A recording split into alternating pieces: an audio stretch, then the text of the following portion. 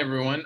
Today we're going to be talking a little bit about the upcoming Lincoln Douglas topic. And the topic is that the member nations of the World Trade Organization ought to reduce intellectual property protections for medicines.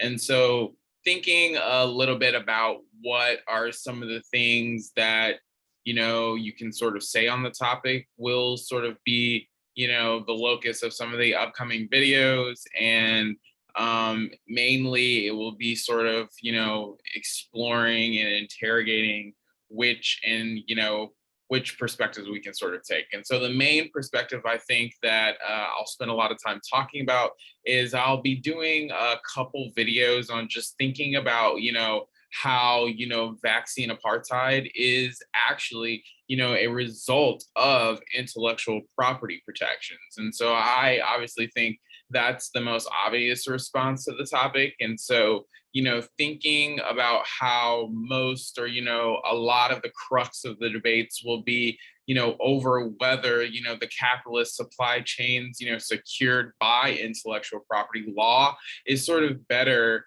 or worse at sort of dealing with COVID than sort of not having them at all, right?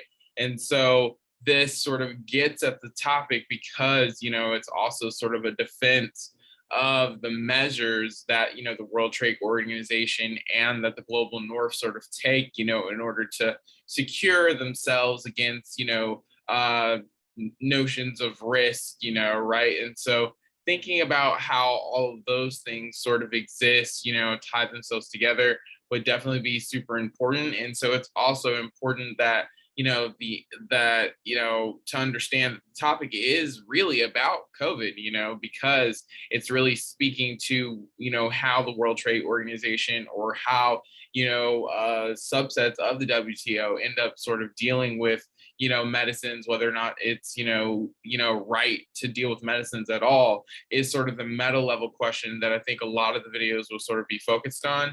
And then we'll break them down, right? So we'll sort of start with, a discussion about COVID-19 and sort of thinking about racial capitalism, in general, right? So we'll talk a little bit more about Cedric Robinson. We'll talk more about how, Black people are sort of, disproportionately affected by the effects of COVID-19 and the pandemic writ large, right? And so we'll talk not only about that in the United States, but also we'll think about that sort of globally, right? And then also staying on the global topic, we'll also think a little bit more about how COVID-19, has sort of proliferated the anti-China,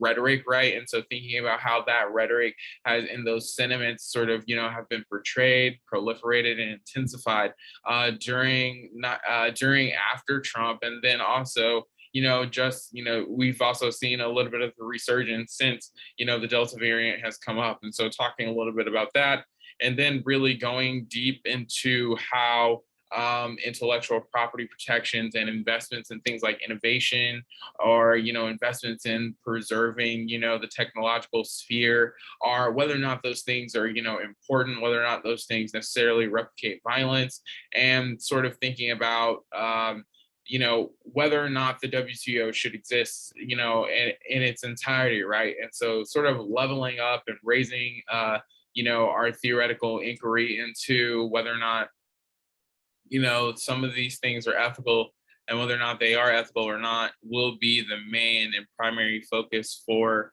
many of the videos. And so I think that, clearing up many of that, lots of that confusion, focusing on a little bit on the specific, terms of that happen within the debates, and then also thinking about how to weaponize some of the theory, in a very simplistic way that still kind of, gets the point across, will be the main focus of many of the other videos to come. So excited. See you then. Thanks.